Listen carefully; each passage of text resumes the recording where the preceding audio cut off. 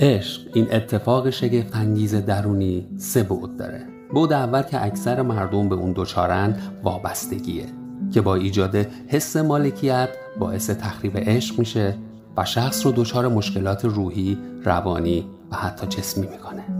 بعد دوم یه تعارضه، یه حس یا رفتار دوگانه که در تو این فکر رو به وجود میاره: آیا او هم به همین اندازه من رو دوست داره؟